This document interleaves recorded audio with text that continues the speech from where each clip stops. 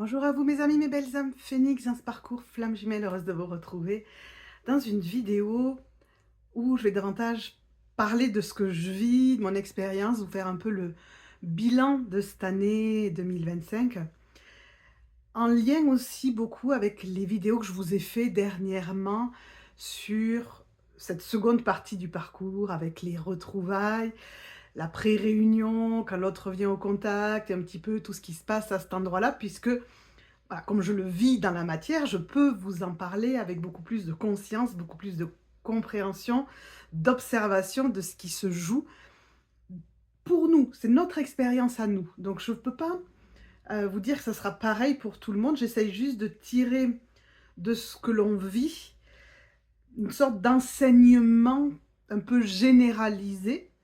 Mais après, chaque duo a ses propres défis. C'est ça qui est important à comprendre pour moi.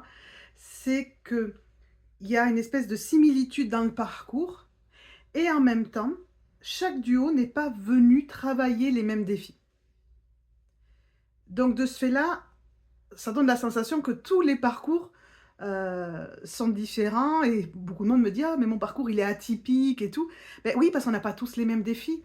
Là où certains ça va être, nous par exemple on a la différence d'âge, d'autres ça peut être la différence de culture ou l'éloignement physique ou le fait il y ait des blocages au niveau de la famille, enfin voilà, plein de choses différentes. Donc,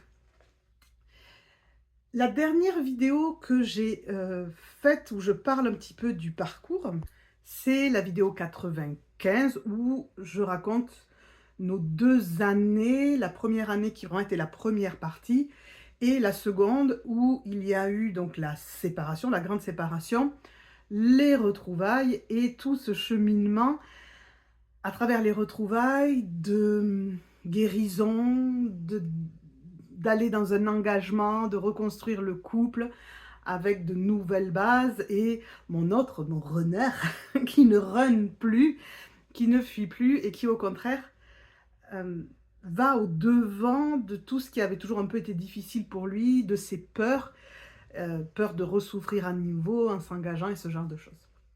Donc cette dernière vidéo, la 95, je l'ai tournée mois de mars, mars-avril. Et à ce moment-là, la fin, à ce moment-là, c'était qu'on allait s'installer ensemble. Donc je reviens un petit peu à ce moment-là. Donc on est en début 2025, le couple que nous formons avec mon chéri devient plus solide.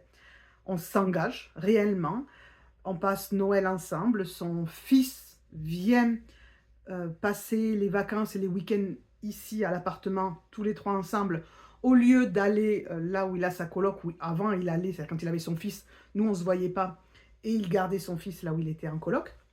Là, ça commence à bouger puisque voilà, les week-ends se passent ici et on teste un peu cette vie à trois, à quatre, puisqu'à l'époque, il reste ma fille, la seconde, la grande étant partie vivre ses études à l'autre bout de la France, il reste la seconde, celle qui est actuellement en fac d'art plastique.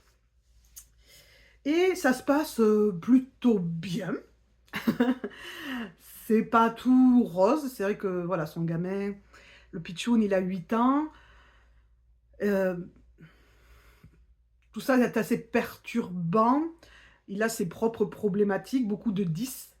Donc ce qui fait aussi qu'il a cette blessure de rejet qui porte aussi, donc il va facilement bloquer à certains endroits. Donc on le voit à Noël par exemple, on me propose, il y a mes filles sont là, donc là on fait Noël, on est tous les 5, alors mes 2 filles, moi, mon chéri et le petit.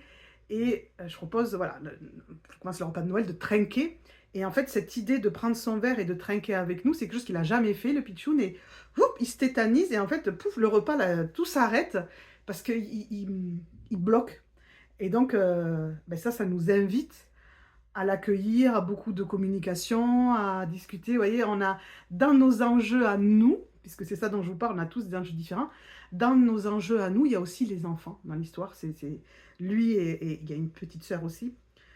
Il y a ces enjeux d'aider ces enfants, ces âmes récentes qui s'incarnent aujourd'hui, à affronter le monde, à affronter à trouver leurs ressources à l'intérieur. Et là, effectivement, on a un petit garçon beh, qui a vécu une histoire un peu compliquée et qui a besoin de trouver des ressources. Et là, on se rend compte à ce moment-là un peu du défi que ça va être. On voit les blocages, on voit les difficultés, le manque de confiance en lui, en même temps le côté très mec, voilà, tout que ça explose et tout, et en même temps ce manque de confiance en lui. On voit le défi.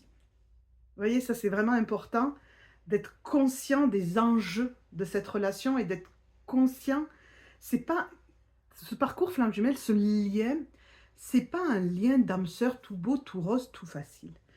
C'est un lien dont on parle souvent dans beaucoup de vidéos, qui a pour but de faire monter la vibration du monde.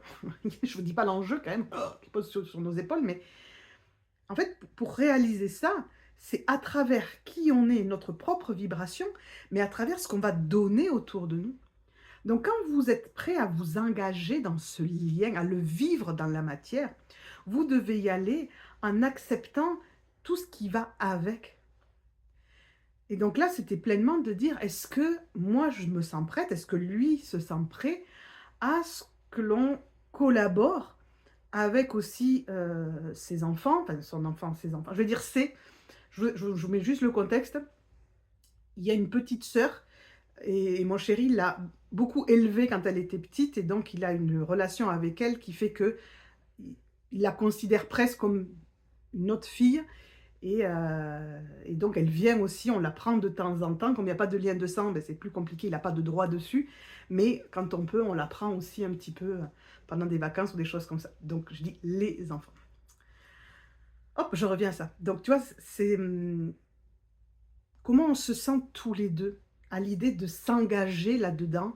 Comment lui se sent à l'idée de dire, ben, je débarque, mais je suis pas tout seul, quoi. Il y a mon ex. La vous voyez, la tierce, elle est là, mais elle est là, elle est plus là pour empêcher, mais elle est toujours là, elle existe toujours dans l'histoire. Il y a cette autre âme qui est là, la mère des enfants. Il y a les enfants, vous voyez, il y a toute son histoire familiale avec cette famille à qui il ne parle plus, mais que quand même, au fond de lui, ben, quelque chose qui aimerait peut-être bien renouer et tout. Donc, moi, j'ai 15 ans de plus que lui. Je pourrais dire, est-ce que j'ai vraiment envie de m'engager là-dedans? Moi, j'étais arrivée, voilà, les filles, ça y est, c'est bon, les deux, elles partent, elles font leur vie, j'allais être libre. Et là, je repars dans une histoire avec enfants, jeunes et tout et tout. Donc, vous voyez, il y a vraiment une vraie décision en conscience. Est-ce que vous êtes prêt, vous êtes prête à vous engager là-dedans? Et de ce fait-là, si vous dites oui, vous prenez tout le package. J'étais en consulte ce matin avec quelqu'un et on parlait de ça. Et on parlait justement de que souvent votre autre, il peut avoir une ex, la mère d'un de ses enfants ou de ses enfants, avec qui c'est compliqué. Vous voyez, qui contrôle beaucoup, qui est très exigeante, qui le manipule un peu, lui qui a du mal à s'affirmer ou ce genre de choses. C'est quand même assez fréquent puisque on a un évitant. Donc qui dit évitant dit potentiellement une contrôlante en face. Et on parlait du fait de s'affirmer, c'est-à-dire, elle le contrôle, mais c'est moi qui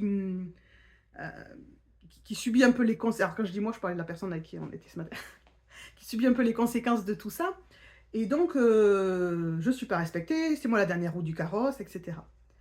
Et là, en fait, ce que je lui disais, et que je vous partage aussi à vous, parce que moi, c'était important, c'est si vous avez choisi de vous engager dans cette relation, vous devez prendre le package. Le package, c'est qu'il y a aussi cette tierce qui est toujours présente, si c'est la mère des enfants, et qu'elle, vous ne pouvez pas la changer. Lui non plus d'ailleurs, mais avec lui, vous pouvez discuter, vous voyez, vous pouvez voir son évolution, mais elle, vous ne pouvez rien faire. Et donc, si vous y allez en étant en colère après la tierce, en étant agacé du contrôle, agacé de sa façon d'être, en fait, vous allez remettre en route une guerre des égos parce que vous n'allez pas avoir la relation que vous aimeriez avoir dans l'idéal. Parce qu'une autre personne vient influer, etc. Et donc, ça fait partie de vos épreuves. Est-ce que je peux baisser mes attentes de ce que j'aimerais ma relation idéale et permettre à mon autre d'évoluer dans cette problématique-là qu'il a avec, beh, ses enfants, son ex ou la famille ou ce genre de truc, en moi, calmant, les parts de moi qui s'insurgent en disant: «Oui, ben voilà, c'est encore moi la dernière roue du carrosse», ce genre de choses. Et de comprendre que ce que lui vit n'est pas contre vous. Ne prenez pas les choses personnellement, deuxième ou troisième accord Toltec. Et c'est vraiment cette idée, c'est-à-dire que lui galère avec son ex, il ne le fait pas contre vous. Et quand j'en parle avec mon chéri, c'est de dire, ce que j'entends, c'est que ce qu'il ne veut pas, c'est activer son ex. Parce que quand elle est déjà compliquée et que quand elle est activée, quand je dis quand elle passe en mode dragon, c'est prise de tête assurée. Et lui, il a juste envie d'avoir la paix. Sauf si, le problème c'est que si nous, de notre côté, ça nous active et que ce qu'il essaye d'éviter avec son ex, il a avec nous, ben, vous voyez, vous repartez dans la guerre des égos. Donc oui, c'est pas notre préférence, oui, c'est pas agréable de le voir se démener là-dedans et galérer à prendre sa place, mais c'est son ça fait partie de ses défis à lui, de se retrouver, de retrouver tout ça et il faut accepter d'être son soutien, plutôt que de le critiquer là-dedans ou d'être une charge de plus, d'être davantage un soutien. Par exemple, enfin moi la façon dont je le soutiens, c'est de dire: «Mais qu'est-ce que tu veux pour toi? Est-ce que tu as essayé de lui exprimer? Qu'est-ce qu'elle veut?» Voilà, j'essaye de comme si j'étais un médiateur dans l'histoire, sans lui parler à elle, mais je l'aide à lui, à se poser un peu des questions et ensemble, on essaye de trouver des solutions où, ben, ça nous impacte le moins possible. On essaie de voir, ce qu'on peut demander, de quelle manière, pour on reste focus sur notre besoin de paix. Vous voyez, dans cette histoire-là, ce qu'on veut, c'est la paix. Et donc, pour avoir la paix, la nôtre, la sienne intérieurement, pour les enfants aussi, ben, qu'est-ce qu'on doit mettre en place pour gérer cette tierce personne qui, ben, nous, elle a une grosse blessure de trahison, donc très contrôlante, et pas mal de problèmes. Voilà, c'est une vie compliquée, donc beaucoup de compassion aussi, ce genre de choses. C'est peut-être un sujet dont on pourra reparler. Si c'est un sujet qui vous intéresse, dites-le moi un petit peu en commentaire. Parce que c'est vraiment comprendre que vous prenez, quand vous décidez de vous engager dans cette pré-réunion, réunion, vous prenez votre autre avec tout ce qui va avec lui dans la matière. La réunion, c'est pas juste ça y est, on fusionne nos âmes, waouh, magique. Non, non. Dans la matière, tous les problèmes que nous on a et que lui il peut avoir, ben, ils nous suivent et il va falloir aller avec. Donc on est à ce moment-là, en début d'année, et on est conscient de tous les enjeux de notre relation et on dit OK. Moi je dis OK, moi on y va, moi c'est bon, je suis partante avec ça, on va le vivre ensemble, on va le traverser ensemble et lui il dit: «Ben ouais». Voilà, il aussi, voilà, l'engagement il est OK et donc à ce moment-là, on parle d'habiter ensemble, de qu'ils viennent ici dans l'appartement où je suis, parce que déjà ce sera beaucoup plus simple et puis voilà, pour vivre cette vie-là. Il dit: «Oui, oui». Un peu tranquille, quoi. Sa préférence à lui aurait été qu'on ait chacun notre appart. Et c'est vrai que ça nous aurait permis d'être ensemble et chacun chez soi. La problématique, c'est que financièrement, ben, lui, il peut pas. Il peut pas prendre un appart, il a pas son chômage s'arrête, il veut pas retourner en cuisine. Donc, il cherche des boulots autres divers et variés. Mais bon, voilà, il a pas d'expérience ailleurs qu'en cuisine, donc c'est compliqué. Et donc, il y a pas trop d'autres choix. Et à ce moment-là, c'est là qu'on rigole, nous, toujours, de dire, ben, la source nous pousse à ce moment-là, au moment où on dit: «OK, on s'installe ensemble», ben, en fait, il apprend, de la personne chez qui il vit en colocation, ben cette personne lui dit: «Dans 2 mois, je veux que tu sois parti. Voilà, je veux récupérer mon appartement, je veux récupérer, il faut que tu sois parti». Et donc, waouh, OK, donc j'ai 2 mois pour faire le déménagement, pour vraiment venir m'installer et c'est ça qui est rigolo, c'est que c'est vraiment ça c'est arrivé genre, dans la même semaine. Le moment où il décide: «On y va» et le moment où on lui dit: «Il faut que tu déménages», c'est arrivé dans la même semaine. Comme si la source disait: «Beh, c'est bon, vous êtes prêts? C'est bon, vous avez décidé, donc maintenant go, on y va, on passe à l'action». Et donc l'action commence. Donc là, on est, mars, avril, mai. Donc là, on commence le déménagement et il va faire comme il a quand même pas beaucoup d'affaires, mine de rien, il va faire un déménagement en train. Donc, à chaque fois qu'il vient me voir, il a son gros sac et il emmène au fur et à mesure ses vêtements, ses affaires, les affaires des petits. Et voilà, et tout arrive comme ça. Donc, voilà, pendant 2 mois, progressivement, il transfère ses affaires, donc il vit de plus en plus ici, il retourne de temps en temps à la coloc, mais à chaque fois c'est pour trier, ranger, nettoyer et hop, tout ramener ici. Autre chose se passe d'important à ce moment-là. À ce moment-là, il décide d'arrêter la fume. Vous voyez, au niveau des addictions que peuvent avoir le runner, donc alcool, tout ça, il y a un moment où ils doivent sortir de leurs addictions. Et quand je dis ils doivent, c'est que quand on est dans cet éveil et quand on est dans ce chemin de se retrouver, on prend conscience que ces addictions nous éloignent de la réalité et de nous-mêmes. Et donc, quand ils prennent conscience de ça, ben, il y a ce choix de dire je dois arrêter. Je dois arrêter ben là, la marijuana, le joint, certaines drogues, l'alcool, enfin un peu toutes ces choses-là. Pour certains, ça peut être l'addiction au sexe, ça peut être le jeu, voilà, il y a plein de choses. Et donc, c'est ce qui se passe, c'est-à-dire, il dit j'arrête, il faut que j'arrête. Il y a aussi le fait qu'il désire passer son permis, donc ça aussi, c'est quelque chose qui bouge dans la matière. Et donc, il commence à arrêter. Donc, pendant le déménagement, en même temps, il arrête cette addiction-là. Tout ça se passe et donc on arrive au mois de mai. Donc, ce qui était convenu, c'est qu'il s'installe ici. Et ma seconde fille était toujours là. Et en mai, ma fille dit moi, j'aimerais bien quand même prendre un appart. Et en fait, ça me semble évident. Mais non pas parce que je veux la foutre dehors, mais parce que je me suis toujours dit que ma fille, enfin la seconde en tout cas, prendrait vite un appartement. C'est-à-dire c'était dans son énergie à elle d'être indépendante. Alors que la grande, beaucoup moins. Mais elle, oui, c'était évident. Et je dis, ben ouais, il faut qu'on regarde combien ça coûte si tu travailles, qui peut aider, les aides que tu as, les bourses, etc. Donc on regarde tout ça, et je prends mon téléphone, j'ouvre le bon coin, je dis, ben tiens, voyons un petit peu, parce qu'on n'est pas en période de fin, vous voyez, on est au mois de mai, donc souvent c'est plutôt en juin, juillet que les apparts se libèrent. Je dis, ben voyons s'il y a des choses sur le marché, dans ton secteur et dans nos prix. Et là, je fais 2-3 annonces, on tombe sur un appart. Je regarde les photos, je lui dis, Mégane, regarde, c'est exactement le genre d'appart pour toi. Je lui montre, elle fait, mais oui, mais c'est trop ça. Et en fait, c'est un petit studio sur la ligne de métro, c'est-à-dire elle est pile entre sa fac et nous, donc elle est au milieu. Et un petit studio très atypique avec du bois partout, des trucs, espèce de petits recoins, enfin, ça fait un truc hyper cosy. Et je sais qu'elle a besoin de cet espace de sécurité. Voilà, son appart, c'est son lieu de sécurité. Et je dis, ben, voilà. Je regarde. Quand c'est aligné, c'est ça qui est important de comprendre, c'est que quand c'est aligné, ça vient tout seul. Si vous galérez, c'est qu'il y a des résistances en vous, qu'il y a des résistances à l'extérieur, vous voulez aller trop vite, ou que vous voulez forcer un endroit. Ça ne veut pas dire que ce n'est pas la bonne direction. Ça veut peut-être juste dire que c'est pas encore le bon moment, où vous y allez pas avec les bonnes intentions. Est-ce qu'il y a de la peur derrière? Est-ce que vous êtes...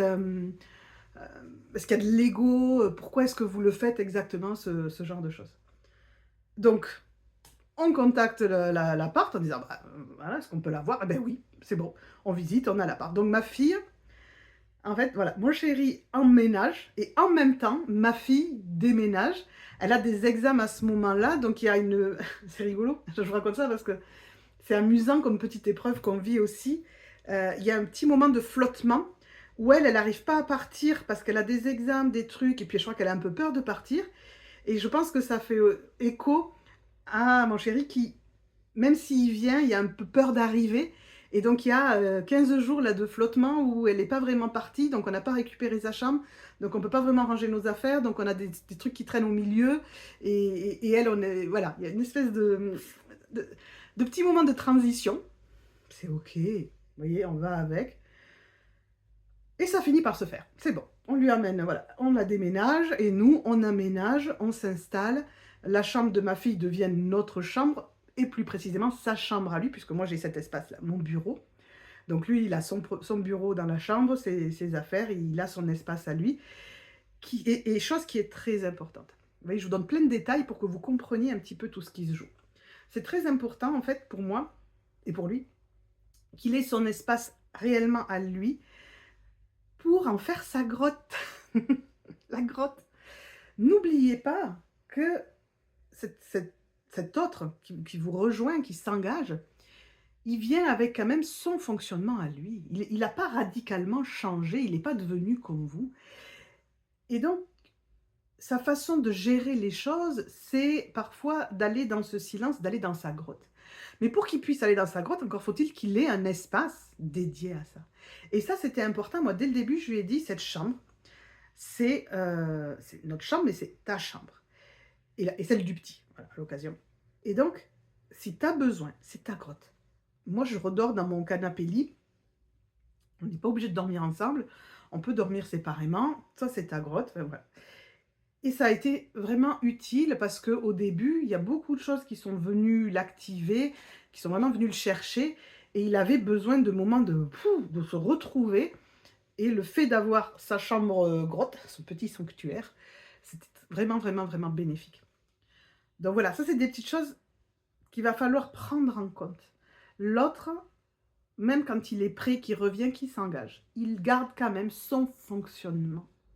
Même s'il est en train de guérir ses blessures, il garde son fonctionnement. Et je vais vous dire un truc, il a eu besoin d'une grotte cet été, il a eu besoin d'une grotte en septembre, et depuis, alors qu'à une époque, genre, il aurait eu besoin d'une grotte tous les 10 jours, quoi. Et aujourd'hui, vraiment, il dépasse ça. Il n'en a plus besoin actuellement. Ça ne veut pas dire qu'il n'aura pas besoin à un moment donné, mais là, il gère beaucoup, beaucoup mieux. Donc, nous voilà tous les deux dans cet appartement avec un peu ce truc de dire ah, ben ça va être chouette, on va un peu profiter, c'est l'été. Non, que dalle. Que dalle. Là, on a compris que la source avait des plans pour nous et que c'était au travail. Et ce qui nous a fait rire, c'est qu'en fait,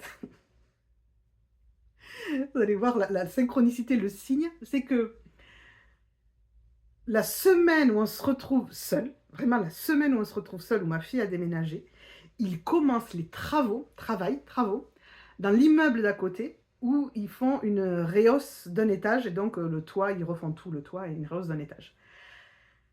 Ils attaquent les travaux. Et c'est collé à notre mur, c'est collé à sa chambre, donc ça veut dire grasse mat, on oublie, toute la journée du bruit. Moi, pour tourner mes vidéos, ben, voilà, là, ils font pas de bruit, donc je peux tourner, c'est plus facile. Et donc là, j'ai dit, je crois que la source, elle nous dit que c'est pas le temps de profiter, que là, c'est le temps du travail. Et donc on dit OK. Et donc lui, il se met en activité, il décide de s'installer comme livreur.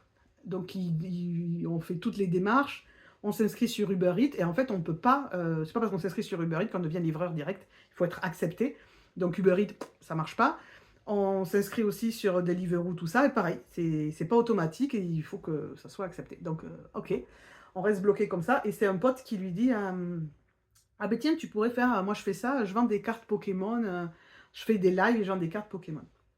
Et on se dit, ben pourquoi pas, allez, go. Donc, moi cet été, il y a un peu d'abondance, mine de rien, parce que vous me suivez, vous me faites confiance, vous venez participer à mes formations, des consultes, enfin voilà. Donc tout ça, ça crée de l'abondance. Et grâce à cette abondance, et donc grâce à vous, je l'aide à s'installer dans son activité de vente de cartes Pokémon. Son enfant intérieur se réjouit. Le mien aussi. Ça, je vous en parle parce que il y a vraiment ce truc, quand on reconnecte, que nos chakras s'ouvrent.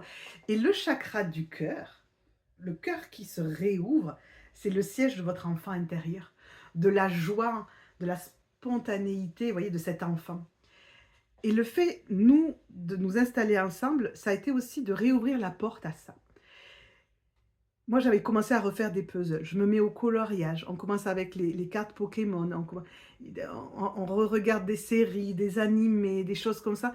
Il y a quelque chose de joyeux qui se réouvre et qui partage en toute simplicité. On est un peu comme deux ados.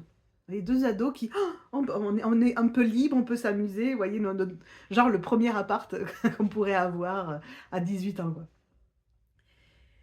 Et lui, il va, avec cette activité-là, affronter plein de défis.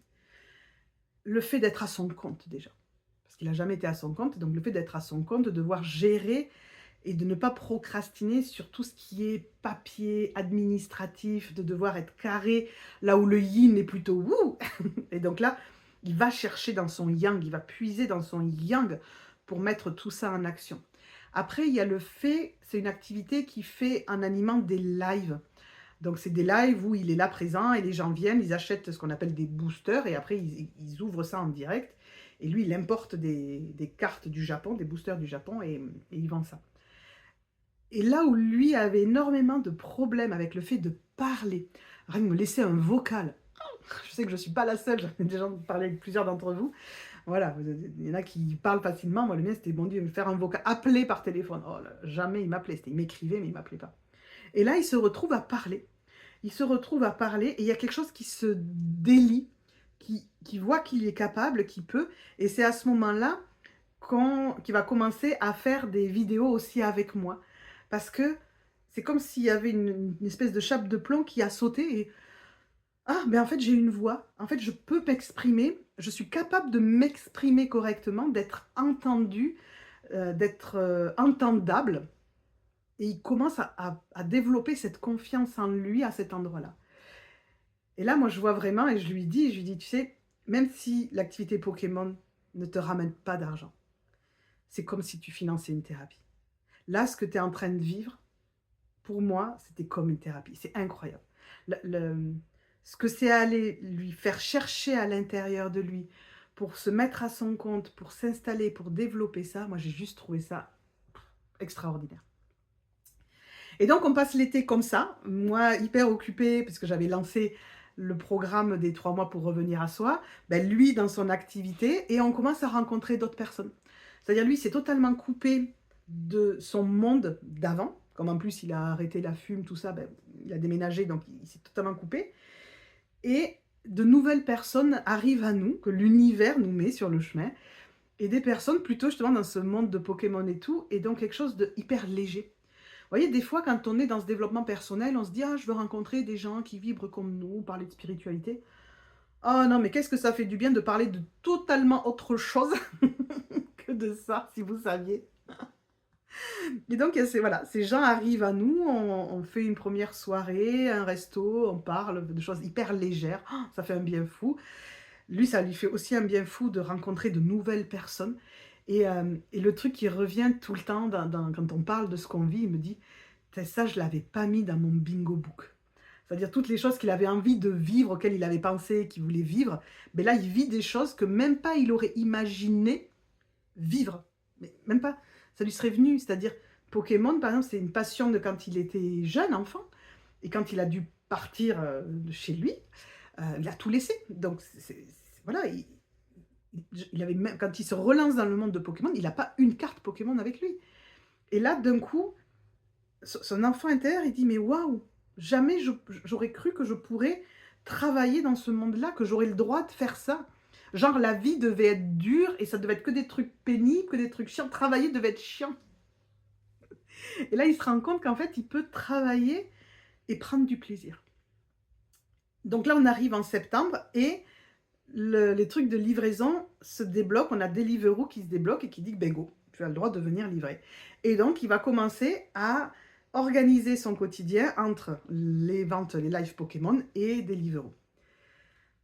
Donc là, nous, on a quand même déjà bien cheminé. L'été est passé, on a beaucoup travaillé sur la relation à l'argent, parce que c'est moi qui finance tout pour le moment, lui, il n'a pas de revenus, il n'a plus droit au chômage. Comme on se déclare ensemble, on n'a droit à rien à la CAF, enfin, le truc magique, quoi. Et donc lui, ça lui fait énormément bosser sur cette sensation de profiter de moi. Et ça, c'est hyper intéressant. Je vous en parle parce que je pense que ça se joue dans beaucoup de duos. Lui, avec son ex, il a été celui qui pourvoyait aux besoins. Elle ne travaillait pas et c'est lui qui travaillait, qui ramenait toujours l'argent avec un peu cette sensation qu'elle, entre guillemets, pouvait profiter de lui, en voulait toujours plus et ce genre de choses.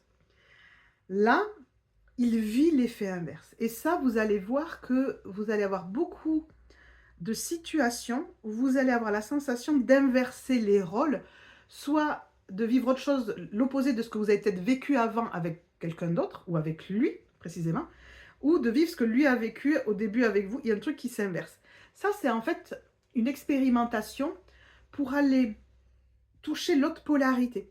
Genre, vous avez toujours été yang, mais d'un seul coup, vous vous retrouvez yin parce que c'est lui qui est passé dans le yang. Vous voyez, dans l'énergie du foyer, ben, quand lui, il est à fond dans son yang, ben, moi, je suis plutôt dans mon yin. Et d'ailleurs, en ce moment, je suis beaucoup dans mon yin. Et si vous saviez, Même faire les vidéos, je vais chercher mon yang au fond de moi pour venir vous faire les vidéos. Après, j'aime bien les faire, mais qu'est-ce que j'ai plutôt envie de me relaxer et de me détendre. C'est voilà, mon yin est pareil, mon yin il a envie de repos. Et donc, il expérimente ce côté dépendant, là où lui a toujours voulu être indépendant. Vous voyez, le fameux runner qui veut être libre et indépendant, ben là, il se retrouve dépendant. Mais moi, je lui dis, non, t'es pas, enfin, moi, je lui dis, t'es pas dépendant. C'est-à-dire, moi, je n'ai pas l'impression que j'ai la main sur toi. C'est juste que je suis ton abondance. Je suis ton abondance. L'abondance, je vous fais un petit passage là-dessus, elle va être longue cette vidéo, un petit passage là-dessus. L'abondance n'est pas juste l'argent que vous gagnez quand vous travaillez. L'abondance, c'est tout ce que l'univers vous apporte par tous les biais que ça vous apporte.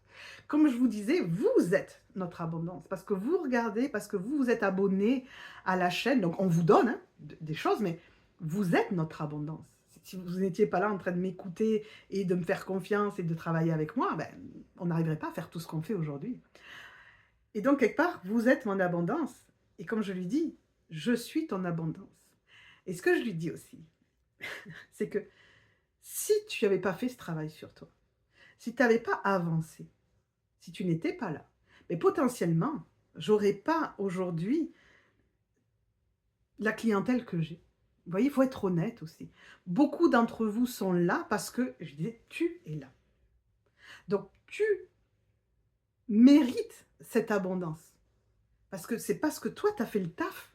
Parce que tu es ce putain de runner qui a fait le boulot et qui t'est engagé et qui est là et qui est capable de parler de ce qu'il a vécu et tout, que vous êtes là en retour. Donc, tu mérites cette abondance. Et vous voyez, on a passé vraiment tout l'été à énormément travailler là-dessus. Le fait d'être à son compte, de voir son enfant intérieur qui s'amusait et en même temps l'homme qui disait mais je dois pourvoyer aux ressources. Vous voyez, il y a beaucoup de combats intérieurs pour que tout le monde trouve sa place à ce moment-là. Et donc ça, je vous en parle parce que potentiellement, vous allez le vivre aussi. Vous allez voir votre autre, quand il va être prêt à revenir et à s'engager, être dans des luttes intérieures. N'attendez pas qu'il revienne totalement guéri et au même niveau que vous. Vous avez continué à avancer et lui, il est derrière, mais il a continué à avancer aussi, si tout se passe bien. Et de ce fait-là, quand il arrive, il en est où il en est. Donc ça va être aussi un test pour vous de voir si vous arrivez à l'accueillir là où il en est, avec tout ce qu'il entraîne avec lui, et de lui donner un espace pour qu'il puisse continuer à grandir. Même si c'est pas nickel comme vous aimeriez. Vous voyez, c'est ça le truc. Oui, c'est pas parfait, mais c'est quand même là. Vous voyez, c'est quand même différent de ce qu'il y avait avant. Accueillez ça et continuez à avancer. Et donc, on a continué à avancer, on a continué à relever tous ces défis. Et quand il a été beaucoup plus en paix avec toutes ces notions d'argent, d'abondance et tout ça, Deliveroo se débloque. Vous voyez, quand vous n'avez plus besoin du problème pour faire ce travail sur vous, le problème s'enlève tout seul. C'est pour ça que j'ai l'atelier, par exemple, sur la tierce, faire de la tierce un outil de guérison. Quand vous guérissez votre relation à la trahison, au mensonge et tout, ben, potentiellement, la tierce, après vous n'en avez plus besoin, donc ce n'est plus un problème. Et des fois, quand l'autre arrive à s'en libérer aussi, ce n'est plus du tout ce problème. Donc on est septembre-octobre, oui c'est octobre, début octobre, Deliveroo se libère et il commence à faire les livraisons avec sa petite trottinette. Pour le moment on n'a que ça, alors on fait avec sa petite trottinette et il part avec sa trottinette. Et donc le voilà parti, un soir, 2 soirs par semaine, et puis il s'éclate. Et en fait il s'éclate, il s'équipe, musique, tenue pour le froid, parce qu'il caille là, il se met à cailler très très fort. Et en fait, il s'éclate. Il navigue dans la ville. Il regarde. Lui qui était en cuisine et qui n'en pouvait plus, ben, il est à l'extérieur et il regarde les cuisines se défoncer quand les plats sont commandés pour les livraisons. Ah, c'est dur, hein? Moi, je livre. Ça le conforte dans le fait qu'il ne voulait plus, qu'il ne pouvait plus aller dans ce monde-là, que c'était terminé pour lui. Et donc, ça l'aligne de plus en plus. Et il kiffe ce qu'il fait, voilà. Mais il est limité avec sa trottinette, forcément, hein, avec les batteries et tout, il est limité. Et donc là, au moment où j'enregistre, on vient de recevoir, on a commandé un gros vélo électrique, les vélos qui ont les grosses roues là, les fat bike, je crois que ça s'appelle comme ça, fat bike. Et donc on vient de recevoir ça, c'est voilà, gros investissement, mais c'est tellement aligné, quoi. C'est tellement aligné, c'est-à-dire c'est la suite logique. Vous voyez, l'univers nous montre le chemin et nous on le suit. Il n'y a pas de résistance, il y a juste... c'est beaucoup, vous voyez, là, il y a beaucoup une expérimentation aussi liée à l'argent. Est-ce qu'on a peur de dépenser de l'argent? Est-ce qu'on retient? Est-ce que c'est qui dépense quoi? Pourquoi? Comment? Les choses? C'est quoi la valeur de l'argent? On a beaucoup, on travaille beaucoup, beaucoup sur l'argent. Et par exemple, on va, là pour vous donner un exemple, ben, on va investir dans ce vélo, qui est assez conséquent, mais à côté de ça, on va se faire des cadeaux Vinted. Vous voyez, c'est pas une histoire d'argent, c'est une histoire de qu'est-ce qu'on fait de l'argent. Où est-ce qu'on l'investit? Et ce qui compte, c'est pas la valeur qu'on met, mais ce qu'on va en faire. Et ça, c'est fort. C'est-à-dire que, vraiment, enfin, moi, je le ressens comme ça. C'est-à-dire de voir que l'argent n'est pas uniquement fait pour acheter des biens matériels, mais davantage pour vivre des expériences. L'argent est une énergie qui nous permet d'expérimenter et de continuer à avancer. Et j'ai la sensation que tant qu'on est dans cette énergie-là, ben, cette énergie d'argent est là aussi dans l'abondance. De la même façon que j'ai l'atelier sur la confiance en soi, j'ai un atelier qui est presque prêt sur l'abondance, puisque quand à l'époque, ceux qui ont connu cette époque-là, j'avais lancé l'abonnement de l'Académie des Phénix, on travaillait à la fois sur la confiance en soi et sur l'abondance. Donc j'ai 1 an de vidéos en lien avec l'abondance. Ça va être un des prochains ateliers que je vais sortir. Je vais reprendre ces vidéos, je vais les compléter, je vais faire un petit bouquin pour travailler avec, un petit guide de travail sur l'abondance et sur le fait de retrouver cette confiance en la vie. Mais sachez que pour pleinement en profiter, il faut déjà commencer par avoir bien confiance en soi, sinon on se sabote un petit peu. Donc je pense qu'il y aura une offre avec les 2 ateliers pour vraiment compreniez que l'un ne va pas sans l'autre. Vous ne pouvez pas travailler votre abondance et confiance en la vie si vous n'avez pas travaillé sur votre confiance en vous et en l'autre. Donc voilà où on en est. Donc là, on est début décembre. Le vélo vient d'arriver. Ça tombe bien, il y a 2 jours, la trottinette, elle a crevé. Donc il y avait un truc qui s'alignait. La trottinette, elle crève et lui-même a la crève. Il est malade. Voilà. Elle crève, il a la crève. Le vélo arrive. Je pense que l'univers lui dit ça va, t'as bien donné, là tu t'es donné à fond. Il sortait tous les soirs, tous les midis. Respire, tout va bien, trouve un rythme, trouve ton rythme, ralentis. Vous voyez son yang qui était à fond. Remets un peu de yin, trouve ton rythme et au boulot. Et grâce au vélo électrique, au big vélo, il va pouvoir faire des gros trajets. Donc les grands trajets font gagner plus d'argent. Et il va pouvoir bouger et avoir cette liberté, retrouver cette liberté à travers le mouvement. Et après, pour ce qui est d'ici, ben, on s'installe, on continue trouver notre rythme à nous avec le petit. Voilà, de trouver tout ça, comment on gère tout ça. La Noël approche. On a choisi, je vous partage tout en fait. On a choisi par exemple de prendre son petit la seconde semaine, parce que la première semaine, il y a ma grande qui redescend, et on s'est dit tout le monde en même temps dans l'appart, ça fait beaucoup. Et si on veut vraiment profiter des uns et des autres, ben, profitons de mes enfants la première semaine, profitons de son fils la seconde, ce qui n'empêche pas la seconde semaine que mes filles viennent aussi pour que son fils puisse partager aussi, jouer avec mes filles, on fasse des jeux de société ou des choses comme ça. Mais au moins, on a le temps, on peut se poser un petit peu la première semaine pour après profiter pleinement du petit. Vous voyez, c'est aussi de se choisir sans culpabiliser à travers ce genre d'expérience-là.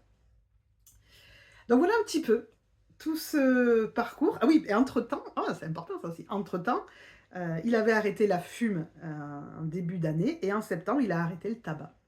Donc là, il est libre de toutes ses addictions. C'est là la vraie liberté. Il est libre, il est lui, il expérimente des choses, il se fait confiance. Enfin, voilà, c'est magique. Donc si vous avez des questions, des points que vous aimeriez que je développe, si vous avez des sujets que vous aimeriez que je développe. Après, je ne vous promets pas d'aller voir tous les sujets. Des fois, on me demande des sujets qui parlent davantage de 5D, ce genre de truc. C'est pas mon domaine. Donc, c'est un peu compliqué pour moi de vraiment vous faire des vidéos avec autant de vécu quand c'est pas mon domaine. Mais en fonction des sujets, je peux essayer. Donc voilà, si vous avez des sujets, voilà, pour avoir un petit peu là, pour la fin de l'année, j'ai mes sujets, mais pour l'année prochaine, voir vers quoi je vais, ça m'intéresse aussi. Et pour le bonus, pour les personnes qui sont abonnées à la chaîne, pour le bonus qui va avec cette vidéo, ben c'est mon chéri qui prend la parole et qui vous partage, lui, ce qu'il a vécu, la partie la plus difficile pour lui ou la plus importante dans justement cette transition. Donc je lui ai demandé et ben, il vous répond et il vous partage ça. Donc voilà. En tout cas, merci pour votre écoute. Merci, merci, merci.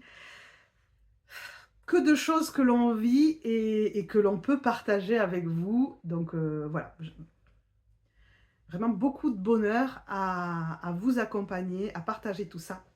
Et extrêmement de gratitude pour votre présence et les messages. C'est très très beau, les retours que j'ai, tout ce qui vient à moi. Donc merci, merci, merci, merci.